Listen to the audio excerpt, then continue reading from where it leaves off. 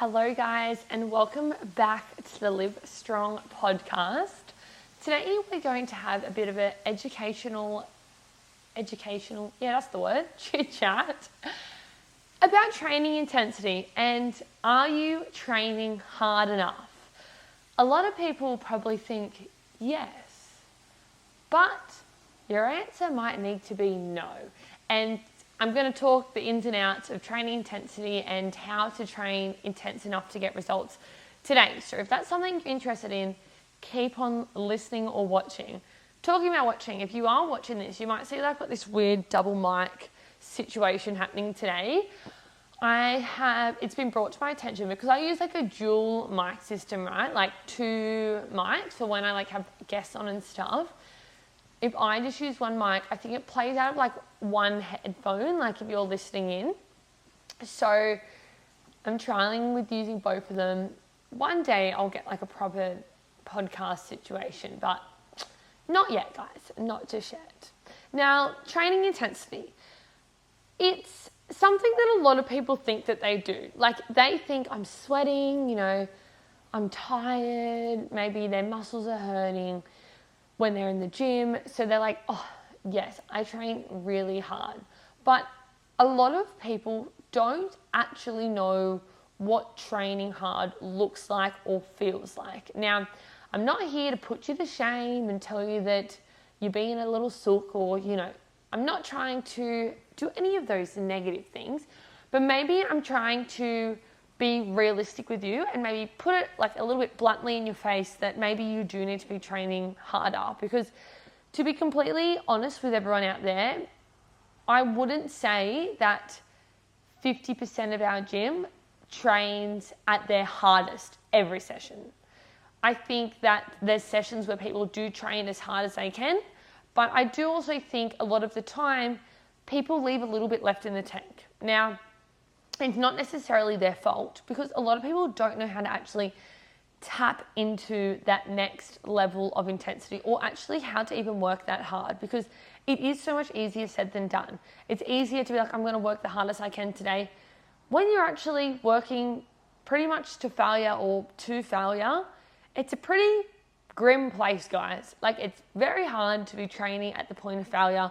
You have to mentally be very locked in, and physically you have to be you have to be recovered enough, you have to be fueled enough, you have to be in the zone mentally and physically to be able to perform to that level, right? And we're talking definitely a more like advanced level of training to be training to failure and to be training to this crazy intensity. But, especially at Live Strong, a lot of our guys are quite advanced weightlifters these days. Like, a lot of our clients have been there for 2+ years. They've trained, 3+ times a week, consistently, more weeks than not, since then, and they know how to train properly. So they're at the stage where they probably need to be training a little bit harder. So we're going to talk about a few ways that you can train harder, and then I'm going to try and give you guys a bit of an example of like what your sets might look like for you to sort of get to that point to make sure you're training hard enough to actually get results in the gym. Because we only get results when we put our body through essentially a new state, or we put it into a position where it hasn't really gone before. And this is when we're trying to continuously try and progress, and that's going to lead me down to progressive overload. But if we do the same thing that we're doing all the time, we're not going to get any further, because that's going to start to be our normal. That's going to start to be our maintenance. We're going to start to have like foundational strength around and be comfortable around that area, that weight, that load, that tension. So we need to be continuously pushing further, and that can look different for everyone, and it can be different in different exercises and whatnot. But it's important that we're putting our muscles, our joints, our body through that extra bit of load to get results. So let's get into the thick of it.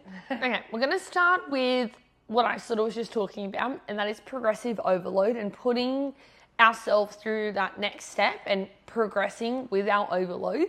So progressive overload comes in lots of different ways, shapes or form, guys. But ideally, you should be implementing progressive overload into every single workout, okay? Now, this is us putting more tension, more load. We're progressing, we're overloading with our load, as it says. It's literally the word, right? We're doing more than we did last time, in simple terms. So what we want to make sure that we're doing is either adding more weight. So we're either adding more weight, we're either doing more reps, or we're doing more sets, or there's more volume in total.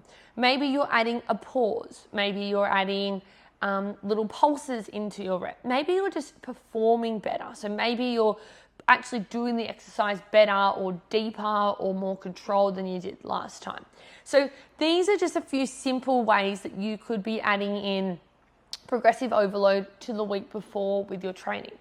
And this is why when our goal is to build muscle or build strength, when that's our goal, it is important that we are following a training program. So we're following a program that is going to allow you to implement progressive overload. Now, if we're not doing progressive overload, our body, in simple terms, is essentially going to be shocked every time you train. You know, if you, for your leg exercise, let's say, 1 week you do squats, 1 week you do RDLs, and 1 week you do leg extension, and then you don't squat again for another 6 weeks or something, right? If we're not squatting for another 6 weeks, when we get to that 6-week squat day again, we're almost starting from scratch, right? And you'll probably be quite sore from the squats, but you wouldn't have been able to, you wouldn't have got any stronger in that movement pattern.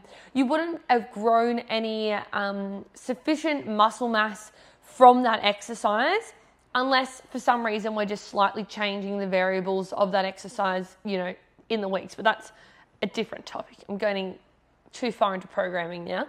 So moral of the story is, if you're not doing it all the time, your body doesn't have the chance to actually adopt and change from the stimulus that you're giving yourself. So it's really important that we're following a training program that's allowing you to do that. Now, at Live Strong, even in our group sessions,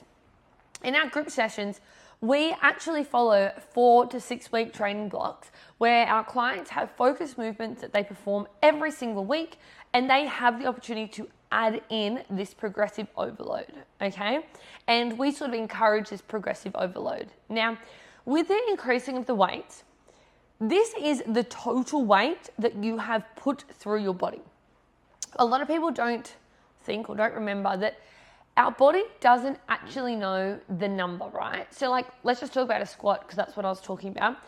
Let's say 1 week you do 2 sets of 60 kilo squats and 1 set of 70 kilo squats, okay? That's what you've done for 1 week.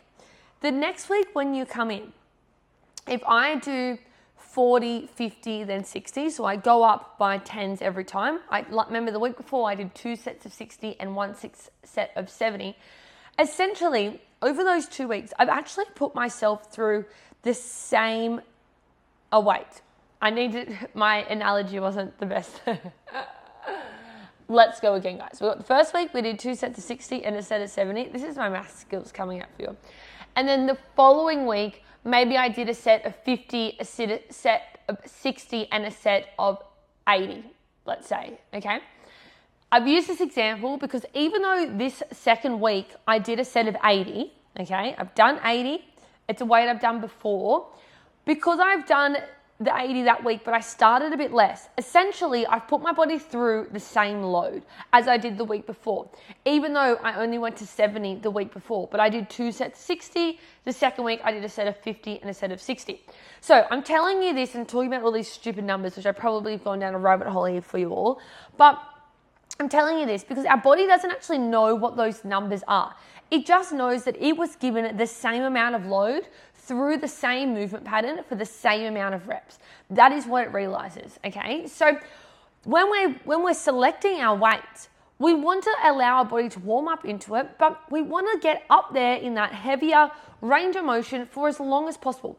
We don't want to be staying down in those little numbers, even though maybe it looks nice for you to read your numbers to be going up by 5s or whatever. Ideally, we're going to be at that heaviest weight for as long as possible, and then we're trying to progress from there, okay? So we ideally want to be, have a warm-up set, and then we're going to be up in a weight range that is working set range, okay? Working sets. Now, when we're talking about the progressing of the weights, we also need to make sure that as we get stronger, that first set that we start with isn't the same all the time. And this is where a lot of people get stuck. They think that, I always start with my back squats with 40 kilos on there, so that's what I do. But if your last set is getting heavier and heavier and heavier, and over months or years or weeks, whatever, you've got stronger with your squats, that starting weight also needs to be stronger. So you also need to be starting heavier, okay, guys? So the total volume of your squats is going up, okay? Everything is going up. Now, some people can't put any more weight on their bar. So when we're talking about progressing their weights for the week and we're seeing how we're going to add more load onto their body, maybe they can't actually do that much more weight, right? But using my numbers before for my squat, remember the week before we did 60, 60, 70. Maybe this week we do 60 still, first set, nice and comfortable. We did it the week before. And then maybe we do 70, 70, 60, 70, 70. So we've actually done more than we've done the week before, even though we haven't actually done more weight. Like we haven't done 75 kilos, right? So it's about doing more than you did the week before to some capacity. Now, not everyone can put on weight every week. They can't even increase in their sets during the week. They have maxed out. They're working as hard as they can. For those guys, maybe you do try and slow down your reps. You have more control in your reps, or maybe you just move better. We're just trying to move better than we did the week before. So we don't want to be sloppy jalopy. We want to just move better, okay? So that is progressive overload in a very small summary that I've probably butchered in the middle there with my numbers, but hopefully you guys have followed along on the train there with me in the Olivia terms. But progressive overload is something that sounds very clear and very, makes sense to a lot of people. Oh, yeah, of course I need to do more to get stronger, but it isn't implemented enough. So this is why at Livestrong, we record your weights. So you have your training plan that we give you.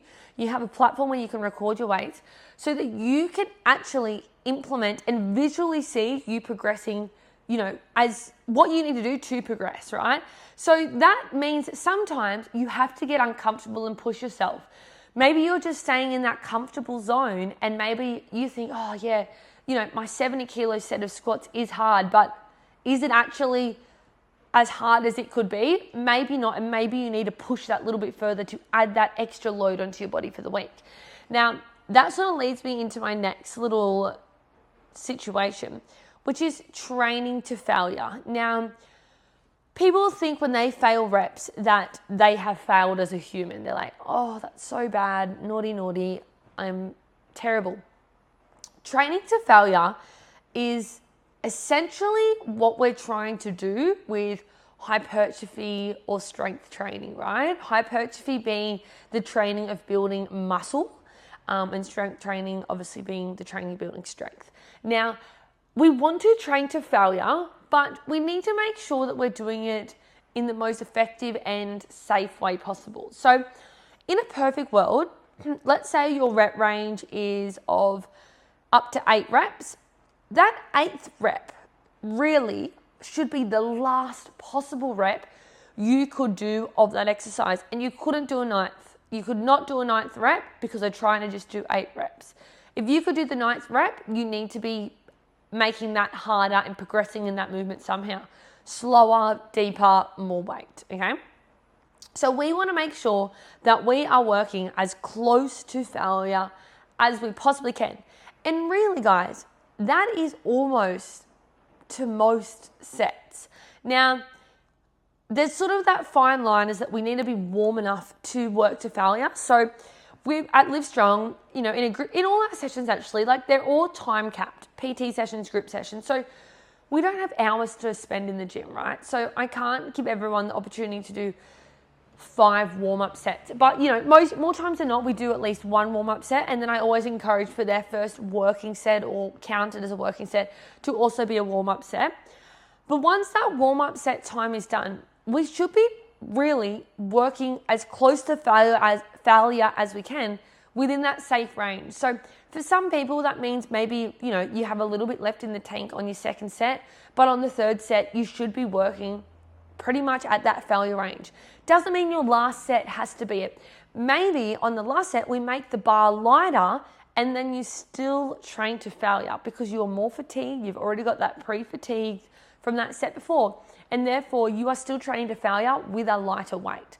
Because essentially, like I just said, nearly all of our working sets should be as close to failure as we should get it, okay? Now, sometimes we actually do fail, and that's okay. It actually means, most of the time, you have trained with enough intensity in that exercise. So failure isn't a bad thing, but failure should really happen, ideally, on your last rep. If it's gonna happen, it should be on your last rep.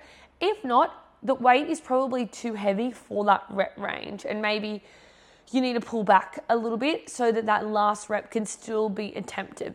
Now, I'm not saying that you should be failing that last rep, like I just said before. The ideal thing is that you couldn't do the next rep. If 8 reps is the rep range, you could do the 8th rep, but you couldn't do the 9th rep. That's what we're aiming for, but sometimes you can't bloody do the 7th rep, right? So we want to be at that intensity though, and you don't know until you get to that failure point of where that intensity is, right? And where that failure is going to lie in the scheme of things. Because we all know those exercises, you add 1 kilo or 2 kilos and then it's all over Red Rover. So we want to make sure that we know where that place for, that intensity, that failure point is going to land for you. Now, there's 2 different types of failure that we can encounter in the gym. The first one is mechanical failure or form failure, we can call it. Now, that is when our form breaks, which leads us to fail a rep. This happens to a lot of people when they're beginners, and maybe they actually need to focus on other things rather than weight. Maybe they need to be focusing on slowing down, or they're progressing in their form, getting better, or adding a bit more time under tension and those sort of things. And maybe they've gone a little bit too heavy in that exercise, therefore their form's broke, therefore they've failed.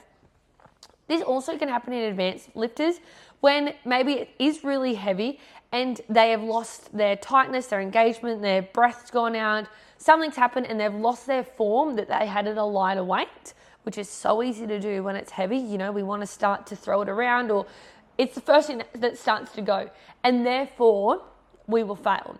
Now, a lot of exercises, you can't push past this form failure phase. Like a back squat, for example, in your back squat, your form will break before your leg strength caps, right?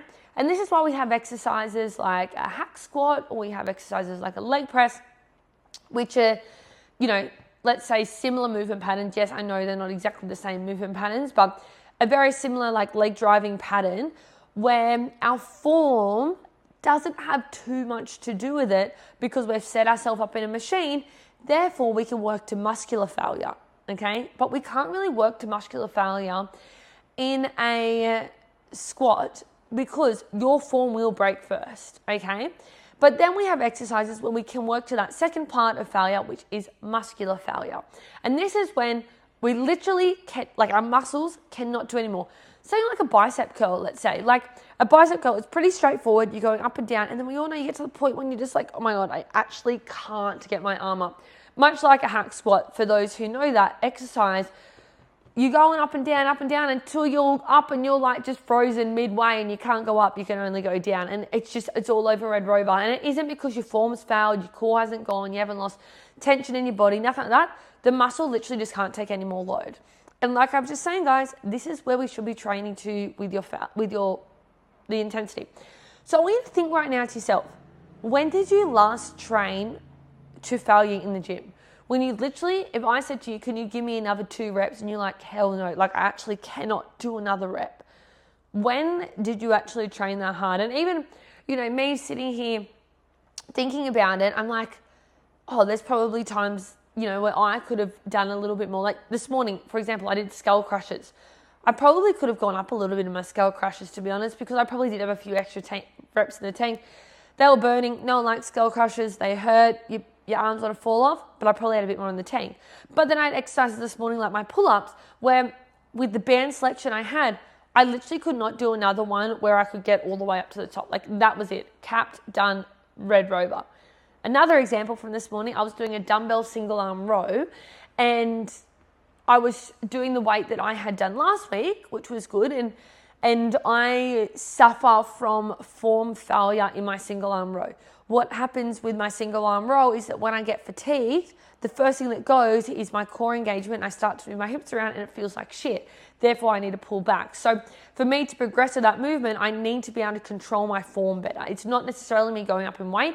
It's me controlling my form better. So this morning, actually, I was doing 25, which is, I did 4 sets of 25 last week. Today I did 2 sets of 25 and it felt like shit. I was fatigued. I ran 10 Ks yesterday and my lower back's a little bit cooked from it. Not terrible, but just fatigued. And I could feel it. So I tried to pull back. And that was for me to progress with my form. For me to be better in my form, I had to pull back the weight. So that's me showing progressive overload in a different way, right? So that's 3 different examples from today's workout where I showed progressive overload by pulling back on my form with my pull-ups to get, really single arm row to get better at it. With my pull-ups, working, I did all my pull-ups with one little band today, and I did last week some of a medium band. So I progressed with my resistance, but then I worked to failure where I could not do any more that were going to be quality reps. And then I'm showing that in my skull crusher, maybe I could have worked more to failure because I was getting all my reps out. It's a safe exercise for me to push to failure because it's a nice isolated movement on my triceps. So I could have done a little bit more. So hopefully that sort of shows to you where maybe you could be training to failure a little bit more in the gym, guys, because I know there's a lot of you out there who tell me it's hard. Oh, it's so hard. And, I don't want to do any more or whatever. I'm scared of the next weight or whatever. But you're probably cutting yourself or selling yourself short on those next little bits of gains, right? So that's sort of my little rant. I think I sort of touched, I wanted to also talk about warm-up sets and examples of sets, but I've sort of already rambled on with that, guys, with making sure you are warm enough and making sure that, our load is up in total with our weight selection. It's not necessarily about doing PBs every week for your intensity to be up enough. But this is also something for those who are at a stage where they can train their body to this point of failure. If you're still a beginner in the gym, there's a lot more things that you need to be doing before training to failure, right? We need to be building those foundations. We need to be having good movement patterns, good range of motions. Training to failure is something that is for advanced movers, people who have trained for a long time, have built the foundations, have good movement patterns, and are ready to do that, right? But I know a lot of you out there do not train hard enough, and I'm not trying to put you down. I'm just trying to tell you bluntly that sometimes there's a bit more in the tank. And I know that our guys at the gym, like us coaches, get onto you. We're like, you got more in the tank, you got more in the tank, you got more in the tank. And it's because we can see that you're not at that point of failure. And we know, after training you for years or months, whatever it is, we know what failure looks like on you, and we know when your form's going to break, and we know when you've got usually more in the tank. But remember, you've also got to listen to your body. Like I just said about my single arm row. There was ways that I could do the exercise better, so I had to do it. That's always the priority, right? Anyway, I'm going to ramble. I'm going to stop rambling. I'm not going to keep rambling because I've been told by a few people that I do ramble in these podcasts, and I'm going to try and stop rambling as much. And I'm going to try and continue to give little training tips and bits like this. I don't know how long this is going for. Well, actually, probably like 20 to 30 minutes anyway. Anyway, guys, this is the end. I hope everyone has maybe taken something out of this. If not taken a specific note, maybe just a bit of a kick up the butt for your training. Training hard is hard. Training hard is hard. You have to mentally be switched on. You have to be fueled. You have to be rested. You have to be recovered. And you have to be ready to work hard. So you've got to want it. You've got to want to do it, and you've got to do it. Anyway, that's all from me. I hope everyone is having a beautiful week. Get in the gym, train hard, and I'll see you on the flip side. Also, it's 4 weeks to my wedding, which is a slay.